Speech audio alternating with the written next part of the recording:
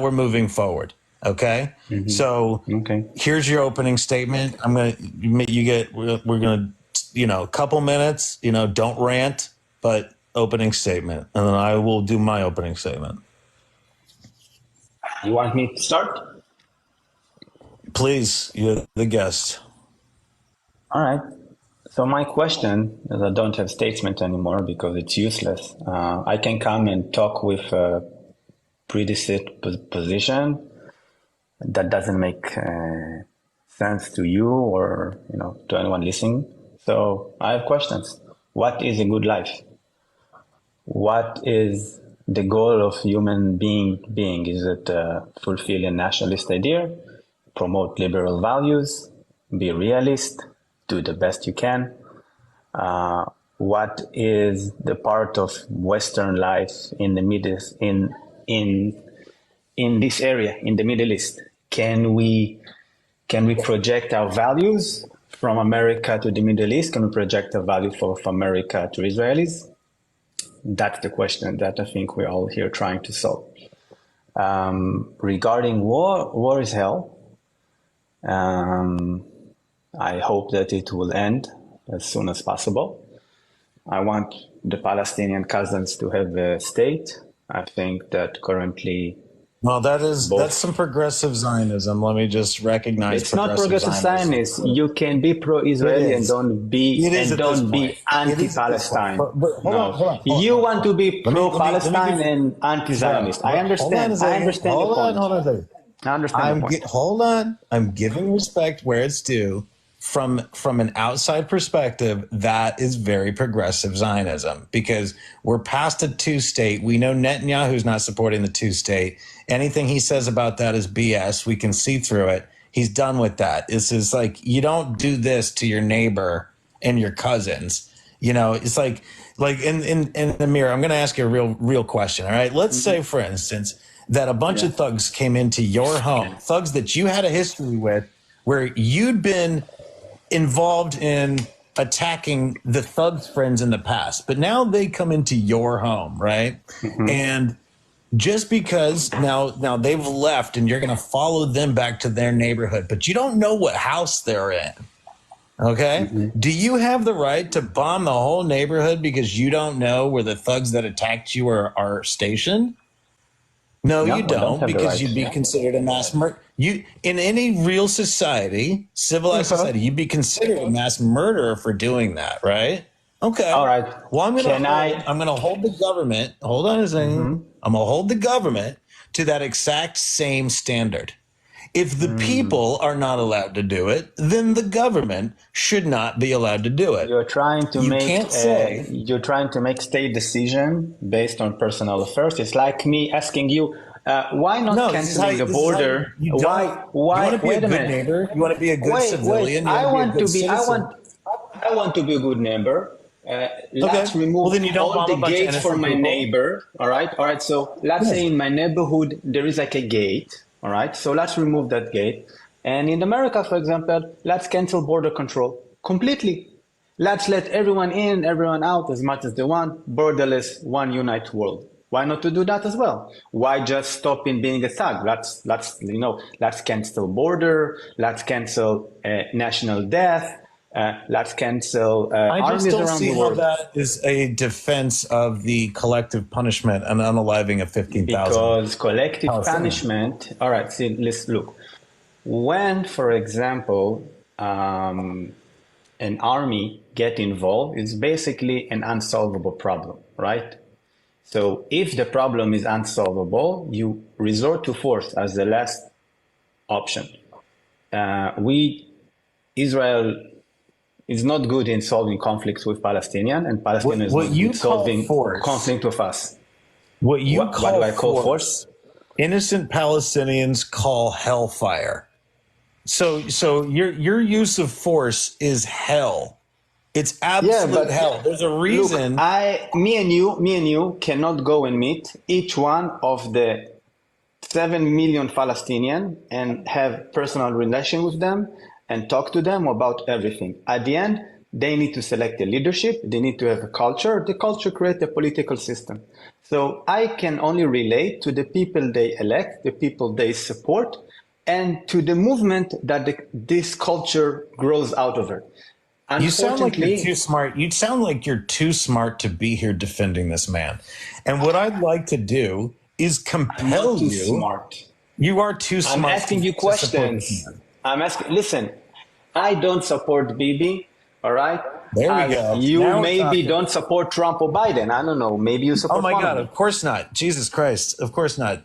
Real Americans are trying to get rid of all these criminals, and we don't. Do you support America?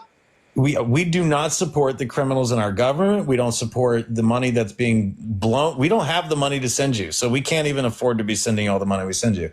And that's so. So there's a whole bunch of corruption here. But I want to highlight something. Okay.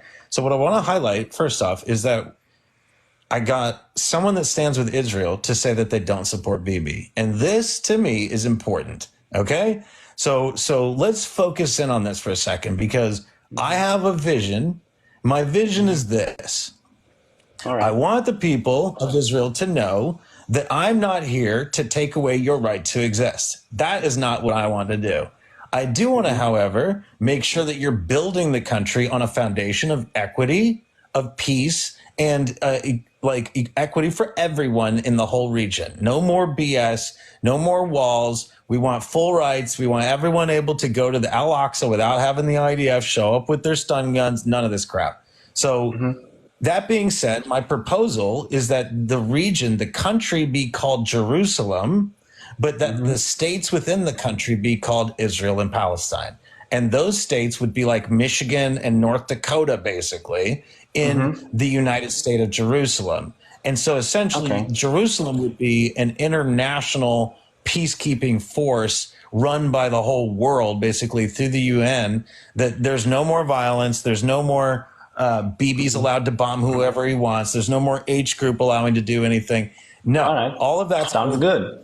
Sounds good. So this is what I want, right? So right, how sounds do we get good. that? Me too. Here's what we do, and I'm telling you, this is what has to happen. Okay, so what has to happen is that I'm prying crazy Zios out of the realistic ones. You sound like a realistic Zio. I respect realistic Zio because honestly, it's hard to find, and it is the future of Israel. If you want a future with dignity on the world stage, this man has to go, and he has to go now. He's got to go yesterday, because he's ruining any future for Israel to be taken seriously on the international stage. He's just ruining it. It's completely ruined. What I'm actually doing by standing for Palestine in this debate the way that I am is actually standing for Israel as well. I say free Israel, and I say free Israel from this man. All right, so this man is all right. He's non-democratic. Well, let me just finish, and then I'll totally shut up, and I'll let you talk. Hold on. So basically, he's an undemocratic dictator. You don't have a democracy where people have the number one head roll for like 2 decades. That's just not how it works. So.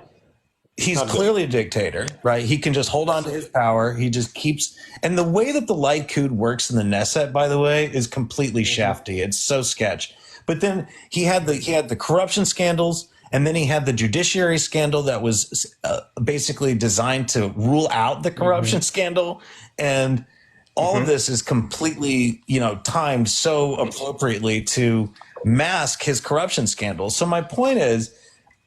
Get Israel back on track as fast as possible. Responsible, intelligent Zionists that would like a dignified future for Israel, a diplomatic future for Israel, have got to stand up and remove this man.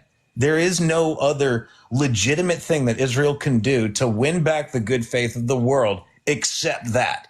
Now, if you can do that, the whole world's going to be like, you know what? We really do love you guys. Like, thank you, because you're stressing us the fuck out with this guy. And we all want to be like, yo, Israel, you're our friends, man. Like, thank you for doing something that the world needs you to do. Instead of pretending like this policy of the war on terror is just totally cool, bro, and you can just unalive as many civilians as you want. No, that's garbage policy. It's making the whole world hate America and hate Israel, and that's trash. Now it's like bad to be an American. It's bad to be Israeli, and this is trash. No. Wait. First of all, the world hate America because you promote individualism, and the rest of the world want to promote something else. Right? That's number one. That's why the world hates you. China's hate you because it's not even just individualism, you are not. Bro. It's imperialism. It's corporate government imperialism. That's what the Iraq war was. That's what the Afghanistan war was about. Poppy and the drug wars. It's about heroin. Man, we could break down each one of these war zones. I understand them way better than I wish I did. And I wish I did. So good for you. Ignorance is fucking bliss. Listen, first of all, you had a lot of good points, and you sound like you're really knowledgeable. In the internal of the Israeli politics, yes, democracy. You know what? Let's call it. We have a flawed democracy. We don't have a good democracy. It's definitely a problematic when you have one parliament. It's not good, bro. It's not good. And it's not I know. democracy. Well, and let's quickly. You can come and scale it. If you want to go on democracy index, hold on. I want to frame this. We are not in the best location, but we're way up any Arab country. Hold your thought. I want to frame this for a second. I want to frame this discussion for a second. I want you to spend a couple minutes saying why you think Israel's a democracy, and then I'm going to spend a couple minutes saying, no, it's not. Okay? So tell us why you think Israel actually is a democracy, and then I'll tell everyone why I think it's not. So go ahead. Okay. All right. So first definition for me is democracy is the, let's say, peaceful move of power, all right? From 48 to roughly 77, it was the left. They were more socialist, then it was the right in 77, then it was the left again. So only in 92 we became a democracy, meaning that we have a transition of power between two parties without a civil war, okay? Which is not that easy, by the way. You can look on our neighbors. Tell me when was the switch of power, and it was not accompanied with a big civil war. All right. So this is like the first step. We don't kill each other as much as our neighbors in civil wars. Number one. Number two, there is one law, and everyone has someone they need to answer to. It's not perfect, but we have a Supreme Court that already sent a president and a prime minister to jail on corruption and on sexual assault. Number three, we have free elections with no interference by any the military doesn't take place. The military do not take place in the elections here, which is very, again, non-trivial to our neighborhood. And no, they should all have a vote. They should all have a vote. Everyone should have a vote. But I'm saying the military is not a political power here. The people, hold on, bro. The people don't vote on the prime minister. Again, the parliament system Senate, and the coalition. The Knesset, hold on one second. Wait. Hold on. The Knesset votes on the prime minister. Not the people, correct? Wait. Listen, you are completely correct. Let's just give me 20 seconds. Listen. Wait. So we used to have it. We canceled it. We had it in 98 with Eldberg. Never mind. Listen, I just want to tell you something. You live in the most advanced. Listen. You live under the most advanced constitution in the world. Hold on. I need to know that I'm correct in stating my facts. The Knesset votes on the prime minister of Israel. Yes. It is not a general election, correct? No, it's not a general election. Yeah. Okay. You need to bring 61, and then you can go to the president. Don't elect Benjamin Netanyahu. The majority party runs the prime minister selection, correct? Yes. Correct. No. The more seats, the coalition. No, this is how it works. The coalition does it. The more, dude, it's the more seats that the party has, the more influence they have over the decision. So because Likud holds more seats, they put their prime minister in power. My point is, the people aren't voting on him, and he has the number one most powerful position. He's more powerful than your president. Yeah, your president is a backseat companion to this man. So Yes. here we have a man who's not elected. This is a fact, bro. These are all facts, okay? So you and I have had a very intelligent discussion. You can state, yeah, of course. There's no argument here because it's true, and I'm going to say no argument. It's true. What's true is it's not democratic for a Senate majority to elect the most powerful person in your country. Again, that's not democratic at all. The category is flawed democracy. There are 5 types of democracies, right? By the way, US is not the most advanced democracy, but you have and also, something. Can we give the Mossad over? Can we take away the Mossad from the office of the Prime Minister of Israel and give it to the people, please? Because the people will stop using, so that the Likud will stop using Mossad as its own personal machine gun and let the people of Israel actually be the diplomatic heroes that actually learned from the Holocaust instead of this total distortion of what is sacred, because this is ridiculous, and it's so clear that the Mossad needs to be taken out of the Prime Minister's office. There should be no Prime Minister. There should just be a president, the Senate, and all the representatives. That's the democracy. That's the model. We don't have a fucking Prime Minister here that can take over and be more powerful than the president. That's ridiculous. So why? Well, this is the point I'm making. I think that's a legitimate. Yeah. Listen, you still fix the Constitution. Of course, you are correct. Listen, yes, you need to fix your Constitution. You sound like a revolutionary Israeli. I'm going to say it's not revolution. It's most people want it here. Listen. Most people want to do it here. We have a flawed system. All right, It's blew in our face a year ago, and we are working on fixing it ever since. Yeah, democracy is a mess. You know, how long does it take in the first 75 years of United States? I think you had a civil war at some point, right? Those things are difficult. I'd love to. Yeah, those things are hard. I'm going to echo Haley's question from the comments. Where's your family from exactly? Be real with me, man. Be real. No, all right. So my parents born here in Israel. My grandparents came from Morocco and from Algeria and from Yemen. So one side is 7th generation in Jerusalem, a Yemeni, and the other side came from Algeria and Morocco in the 50s. Were you born in Israel? Yes. You were born there? Yeah. Yeah. My parents also. And how old are you? How old are you? Not young, maybe. Let's say above 30. Okay.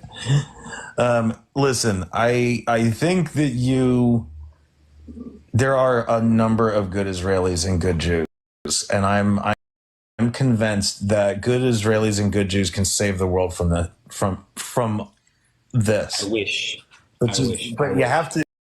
I think what you're doing is probably one of the more responsible approaches to this that I've seen any Zio take in the whole 60 days since this began. I'm going to be honest. What did you saw? Dude, I've had like literal. It has happened even in this live, even in the comments. Like Zio's calling for total genocide, turning it to a parking lot, saying the worst things imaginable, and then of course you have the more hardliner Zios who are like, October 7th and Hamas, and the tragedy is totally acceptable for all of the death and destruction, which is just a completely absurd position. You know, there's just like it's exhausting, bro. It's fucking exhausting. And like I would say a lot of the people that stand on your side or at least declare themselves on your side are doing your sort of diplomacy a real disservice. You got fucking politicians in this country saying on national television in our country, "Oh, we're going to turn that into a parking lot. We're going to turn that into a parking lot." You idiot! Who said that? You idiot! In American? His name is Representative Congressman Max Miller. Said it on TV. Yeah, he says we're going to eviscerate that place. They won't even exist. They don't even exist. Just like clickbait. And I'm like, bro, it's clickbaiting. Clickbaiting. Yeah. And I tell you, you do have you have the approach that I find to be the only one I could do diplomatic efforts with. Who do you think we fight against? We all have to come to terms with the fact that Israel funded an armed H group, and we have to come to terms with how this monster is also ISIS, it's H group, it's Mossad, it's the CIA. If everyone can understand that, and we can move forward with transparency on the intelligence operations that run this whole show, then we can actually build bridges across this culture. Because I'm building bridges in Palestine, bro. I got fucking bridges in Palestine. Now, if I can build bridges in Israel, bro, we're cooking with grease here. This what do you becomes an think actual discussion for the future. What of do you Israel. think that like pro-palis go and say, let's say first stage they like dehumanize the Zionists. They call us Zionists first, which I was never been called like this before this happened. And then they say that we're colonizers, and then they're using apartheid and we're committing genocide. Like all this dehumanization and go back to Europe and all of that. It's also pretty problematic for me to talk with those guys. Right. So there's like in the global discussion, in the worldwide discussion rather, there is like the center, which is like, I think real peacemakers are trying to like I'm not going to come into the discussion as an American and say, I want to wipe Israel off the map. That's not my intention at all. I do think that there has been a lot there. The foundation of the country of Israel has been very bloody and very patchy at best. The occupation is real. That's why they're called the occupied territories. That's recognized by international law. I think I don't agree with that. I don't agree with that. Say what? I don't agree with that. So don't agree with what? We can also say that Poland is occupied by Polish. We can say Ireland is occupied by Ireland's. Like I can say America is occupied by Americans. But if you recognize the need for a two-state, then you've got to recognize 67 and 48. Those are the two big ones, right? I don't recognize. Listen again. There are 249 countries and territories around the world, right? 245 were established their land by war and armed conflict. 4 were established by the UN. Namibia, South Sudan, East Timor, and Israel. Now, if you want to do a double standard on Israel, that we cannot get land by winning wars, so let's reopen everyone. Why just Israel? For me, it's just playing a double standard. Listen, there was a war. We won. The whole point is to end the war. The point is to end the wars. Listen. We cannot. All right. You can't shield, and this is where it's like you got it. This is the evolution for you as an Israeli. Okay, you can't mask war crimes in this. You can't mask it in. Hey, war crimes are normal. No. We're trying to create a peaceful world. So those that break the peace, whether they be H group, whether they be Israeli, all have to be held to task. So I'm here to hold the whole thing. No, again. You promote this. They're bringing us into World War III. Listen. International law, biggest issue is there is no accountability. There is no accountability for international law. Because if I will do something according to the international law, all right, and I don't know, half of my people will right. So let's say we do some stuff, and let's say 7th of October happened again and again and again and again. Will this international law come and save me? State take care of their own, number one. Any state, UN did not solve any issue around the world. Let's say in any armed conflict, he did not save Tibet, he did not save North Cyprus, he definitely not saving anyone in Lebanon or in Syria, he definitely not solving problem in South Sudan that is actually committing a genocide. So why should I play the international law game when all the rest of my neighbors are not playing it? Everybody has to play the international law game, Amir. That's number one. Okay, we all have to play. No, right? You cannot go into sovereignty games. Listen, you cannot go into sovereignty games because, for example, hold on. We're going to talk. One day you will be on the bad side of this law. The last 55, 60 days. Okay, we're going to talk about the various death tolls. Okay, if we take your death tolls at face value, you're not looking good because you've multiplied that by 10 to make your opponent just look way more victimized around the world. So from a numbers perspective, it is a very bad policy because it makes everyone feel like you're doing way too much damage. So that much is clear, okay? from a numbers perspective. What is the purpose of war? Hold on. What is the purpose of war? Because by your definition, no war is just because always one side lose more people. Hold on. Let me make the point. From a numbers perspective, if you're going to strike back out about the attack, it would have made more sense in a legitimate public relations, diplomatic position for the whole world, safer for Israel, safer for the world. If you did strike back, to keep the death tolls rationally and consistent. Because the second you start to go 10 times over, 15 times over, you don't look like a victim anymore. You've now victimized other people for having been victimized. And that is where the line gets drawn. Let me give you the simplest answer I can. Whenever my enemy is counting on my morals as their weapon, they will always win me. Here, give you a soft example. Migration into Europe, all right? 70% of youth North Sahara want to go to Europe. Do you think this is a wise solution to Europe to accept the developing world moving to the developed world? No. Because you cannot play the morals. You cannot play the morals to the maximum. Now, if my enemy... Hold on, bro. No. So for a Jewish ethno-state, let me ask you a question. Is Moses important? Oh my God! Listen, religion is not relevant. Do you revere Moses? Wait a minute. When a do you follow Mosaic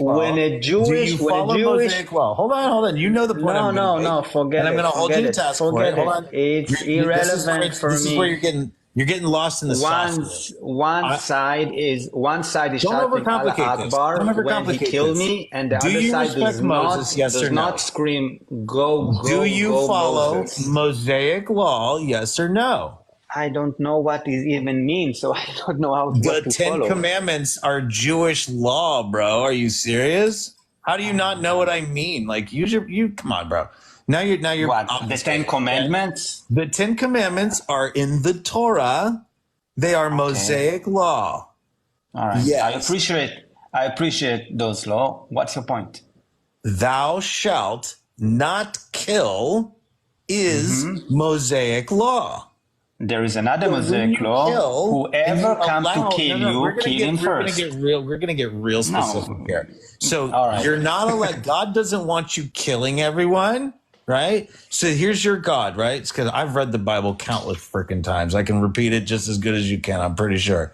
So let's get into this, because if you're going to say you're switching points all the time, Jewish, that a Jewish ethno-state that reveres Moses, then why is Mosaic law not at the heart of your Jewish ethno-state? Pray tell, because it's not all biblical Judaism. Let's face it, it's Khazarian descendant Judaism. It's not biblical Judaism, because if it was, you'd have Mosaic law and thou shalt not kill at the center of your spiritual ethno-state. But you don't, because you were killing from day one. So what you're saying about this is how empires and countries are founded. We just got to kill. We got to kill. Well, guess what? There's tons of innocent victims through here. So what you've done is create resistance movements. Are you giving back any land to the Native American, or there is not any Native American left because we killed them all? I would support that in a heartbeat. Are you kidding me? Okay, but it's easy for you. Apartment. If they want to come take my apartment, they can have it. Okay. So listen, I know that you live in a place that is an obfuscation. That is a shifting of blame. It's not You're shifting the blame. Yes, it is, because tell me when I can speak. All right. From the Nakba to the present day. I'm waiting for the question mark.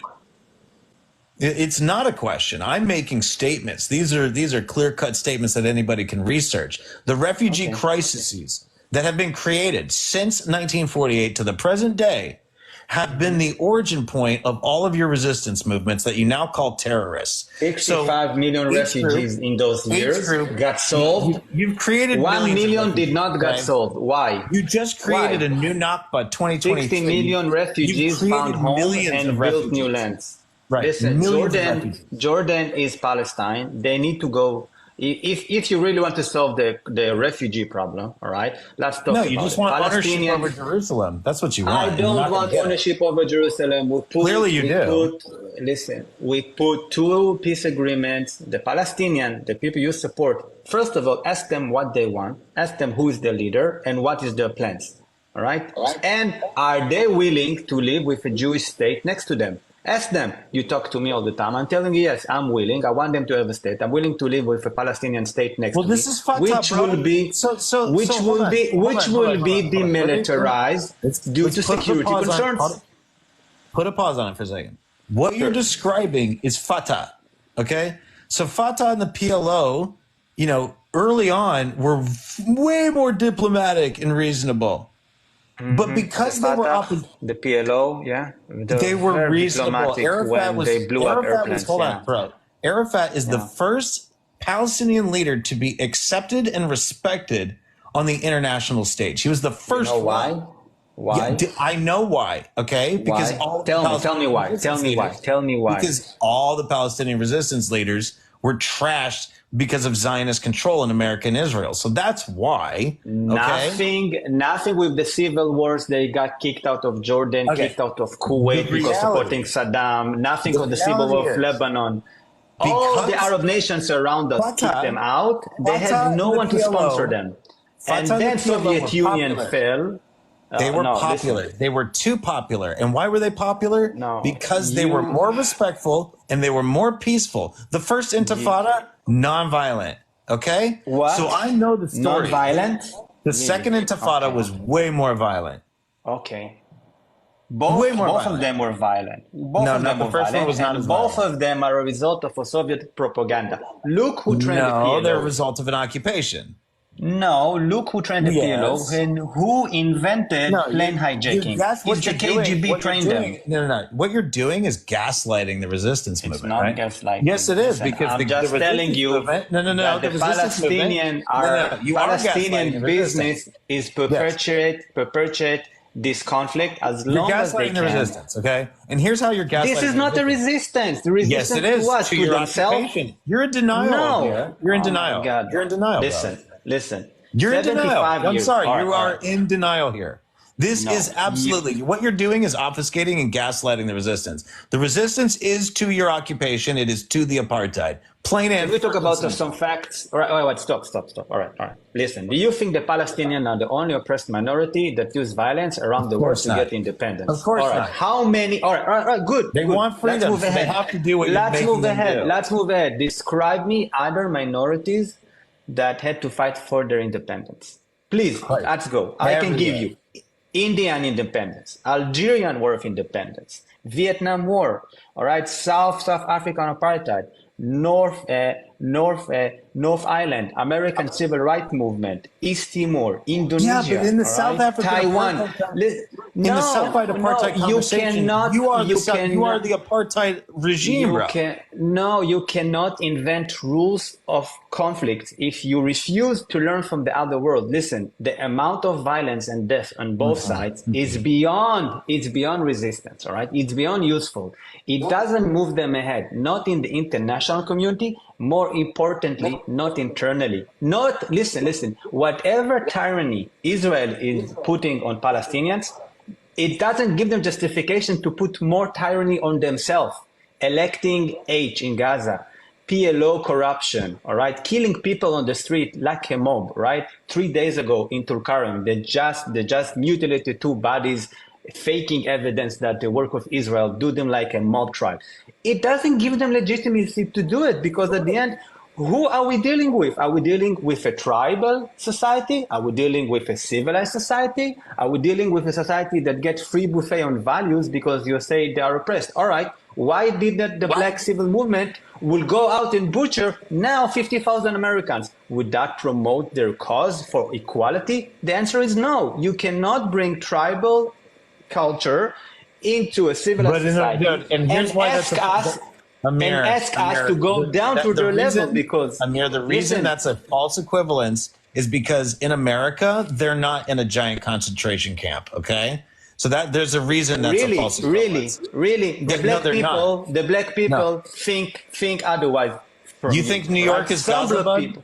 New York is not Gaza. Okay, Atlanta is not Gaza. The problem with oppressed minorities.